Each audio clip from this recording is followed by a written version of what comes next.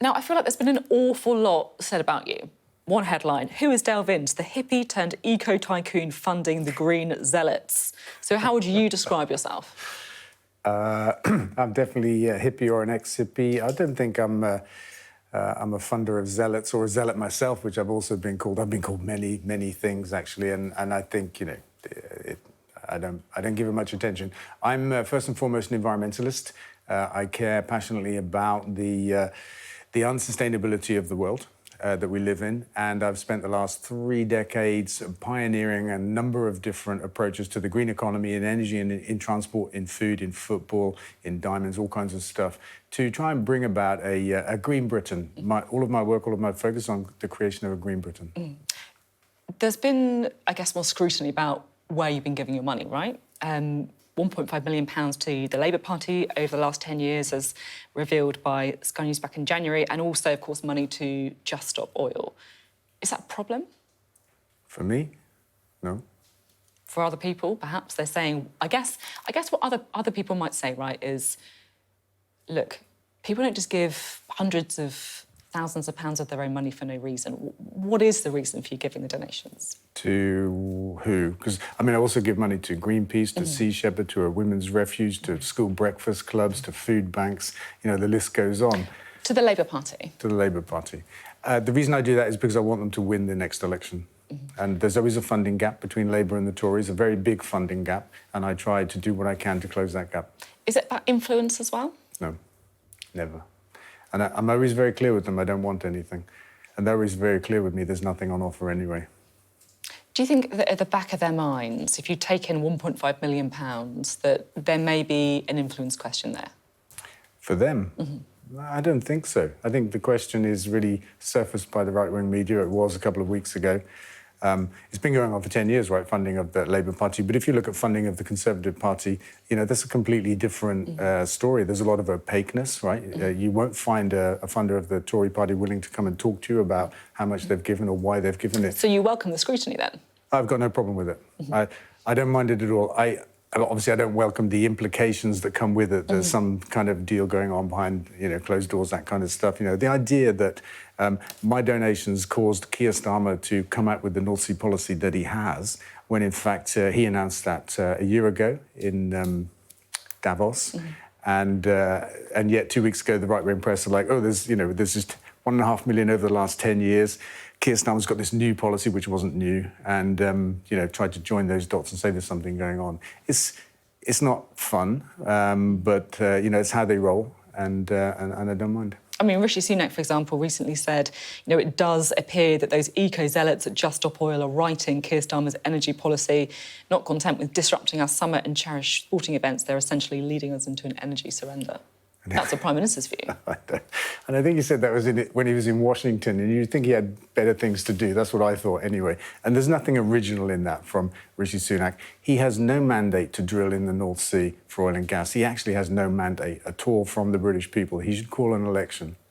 Do you talk to Kier Starmer and Ed Miliband, for example, about policy? I've known Ed Miliband since he was leader of the Labour Party, so for some time, and we've talked occasionally, and I've talked to Kier Starmer twice. And what did you say in those conversations? Well, the last one, as I told the listeners of the Today programme, was a 5-minute phone call in which he thanked me for donations. And the next day, The Sun ran a headline that said, secret meeting unveiled. I told 6 million people that I'd had a phone call. That's what The Sun called it. This is what we're dealing with.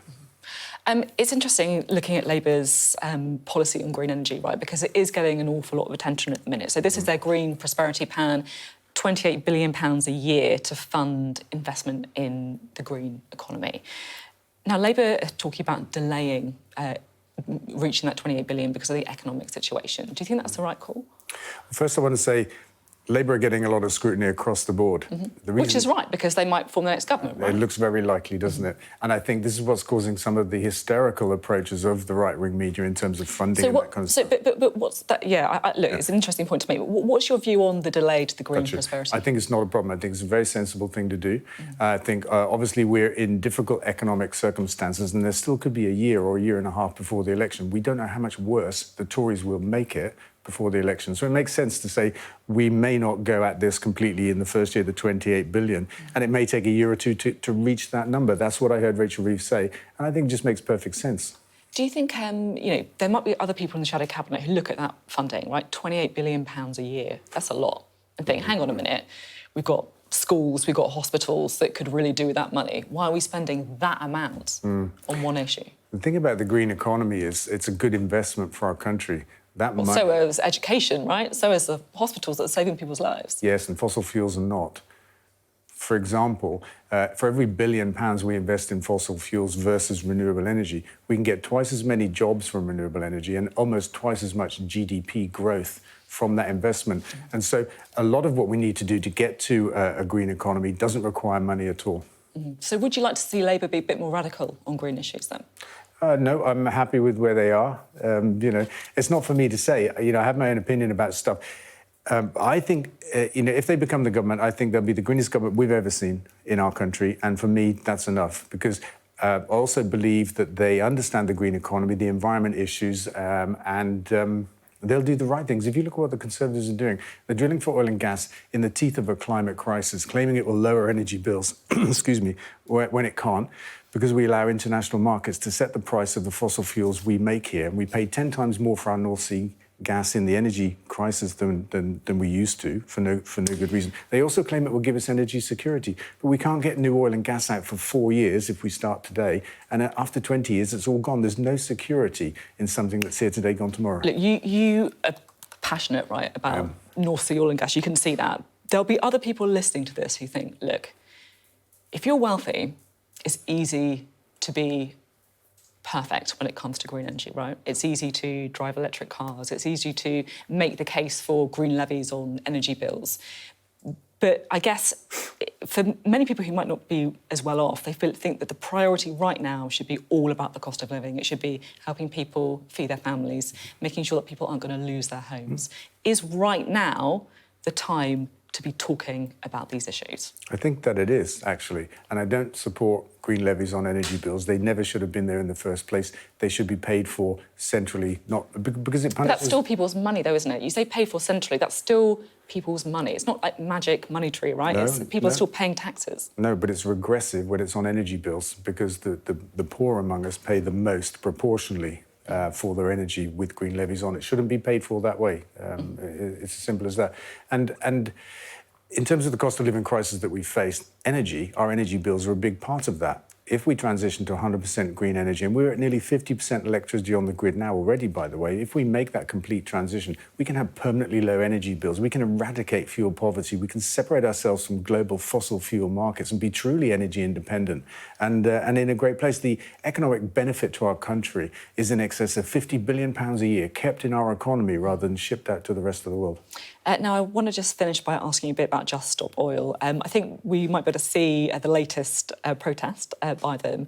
Now, this was disrupting the Ashes. You can see there Johnny Bairstow physically carrying off a Just Stop Oil protester. I mean, some people might like the police to take this approach when they're blocking roads, right?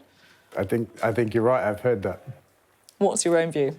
I think it's comical. I think that much is being made of this in the news at the moment, and actually, it was a few minutes delay to the cricket, whereas the UN estimate that so far the climate crisis... OK, you've made your points on the climate change a lot. I'm just trying to stick to the Just Stop Oil just for now, if you may.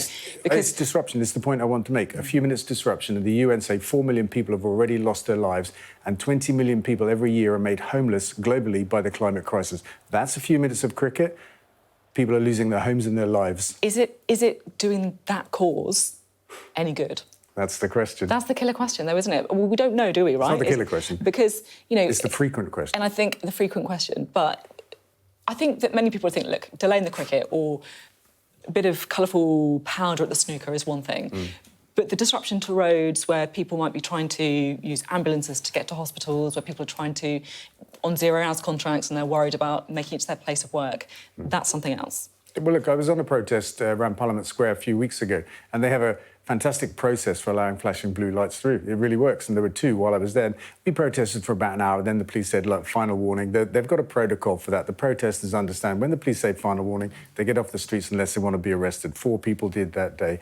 It's not as bad as it sounds. Central London traffic isn't very fast anyway. And it's a temporary delay. It's here today, gone tomorrow. The disruption Do you that have just any avoided sympathy causing. for those drivers? You know, the ones who you see getting out their car, pleading Yes, of course I with do. protesters? Of course I do. But I have sympathy for the 4 million people that have died already, the 20 million displaced, that are made homeless every year already, and the more that is to come for my children and my grandchildren as well, and yours.